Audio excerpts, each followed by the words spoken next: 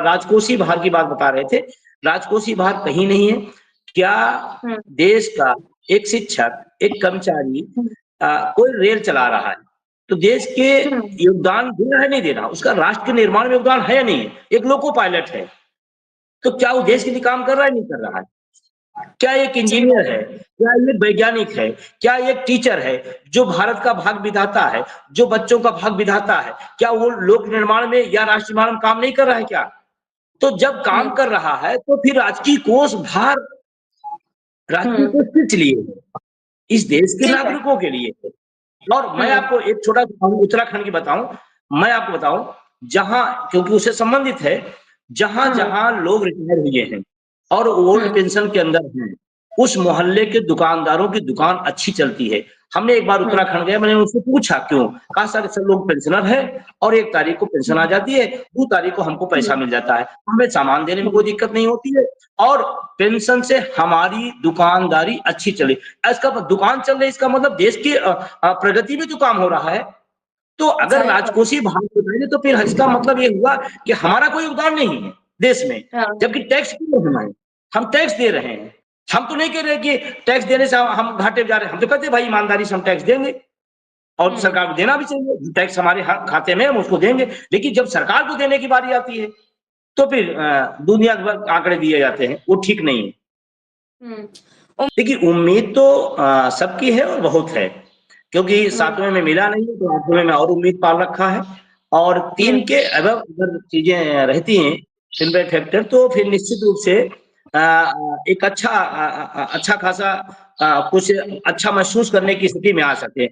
अगर 3 के हुँ, नीचे रहते हैं, तो निश्चित रूप से फिर वो घूम कर के आंकड़ेबाज़ी हो जाएगी और मिलना कुछ नहीं होगा और चर्चाएँ ज़्यादा होंगी। ज़ा महत्वपूर्ण सवाल, बहुत ही अच्छा सवाल आपने किया। आउटसोर्सिंग संविदा या जितनी भी इस तरह की व्यवस्थाएँ हैं, इस हाँ, देश की क्षमता और प्रतिभा और नौजवानों के साथ शोषण है। मैं ये बात हुँ, कह रहा हूँ, लोगों को अखर सकता है, लेकिन मैं बता रहा हूँ आपको कि ये लोगों का आउटसोर्सिंग संविदा, ये सब निजीकरण के अलग-अलग रूप हैं और ये एक भारत जैसा दुनिया में सबसे युवा देश है, उस युवाओं के हुँ, साथ शोषण है और ये भारत के लिए अभिशाप है। कारण क्या मैं बता दूँ?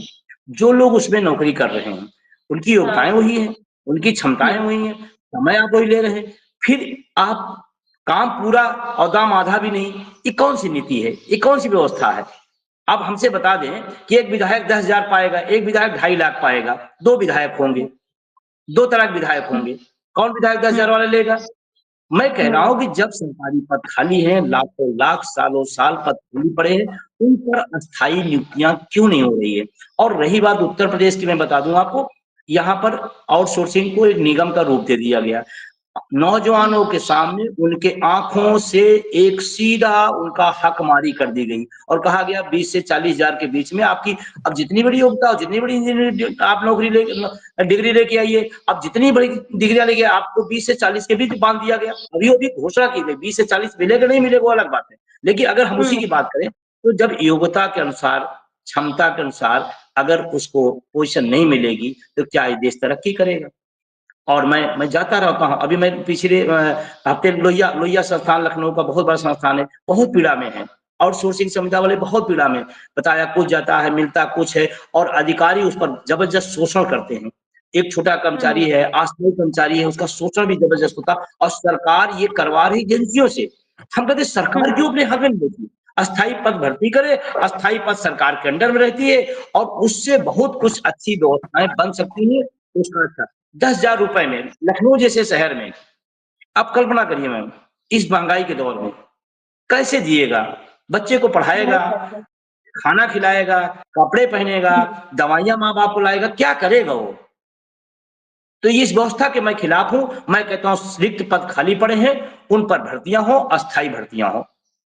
देखिए, अभी भी ईपीएफ को लेकर के एक मतलब संगठन लगातार अभी जंतर-मंतर में धरना दिया, हमारे भी तमाम संपर्क में हैं लगातार और तमाम सारे बुजुर्ग लोग उसमें हैं, जो बेचारे हुँ। अब के भरोसे अपनी ज़िंदगी काट रहे हैं, अगर उनमें वृद्धि किया जाए तो निश्चित रूप से ज़रूरी है।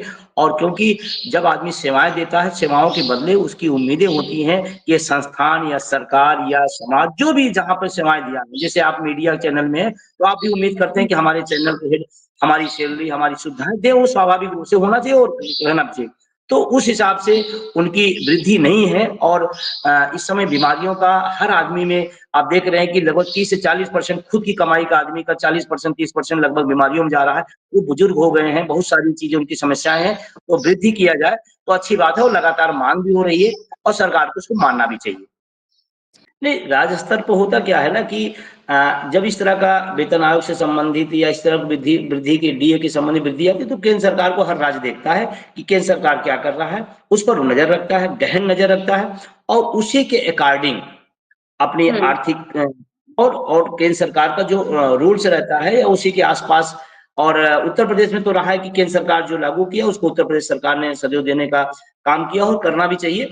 तो अगर केंद्र सरकार का जो रहेगा हमको लगता है कि सरकारों को भी इसमें पीछे नहीं होना चाहिए क्योंकि ऑलरेडी बहुत लेट हो चुका है। तो अब बहुत हुँ। और डिले करना ठीक नहीं है, लोगों में कर्मचारियों में आक्रोश भी बढ़ रहा है। तो निश्चित रूप से इस पर केंद्र सरकार, राज्य सरकार दोनों को पहलकदमी करके आगे बढ़ना चाहिए। बस मैं सरकार से ये उम्मीद करता हूँ कि सातों में एक तरह विज्ञापन कम और हुँ। मिलना कम, विज्ञापन ज़्यादा वाला ना हो, छठा वेतन जैसा हो जाए तो हम लोग संतुष्ट होंगे। साथियों, इसी प्रकार की अपडेट्स और जानकारी के लिए हमारे चैनल से जुड़े रहिए। अगर आपने अभी तक चैनल सब्सक्राइब नहीं किया हो तो प्लीज़ पहले चैनल सब्सक्राइब कर लो और पास में जो बेल आइकन उस ऑल पर सेट कर दें ताकि आपको हमारा नए वीडियो नोटिफिकेशन प्राप्त हो पाए।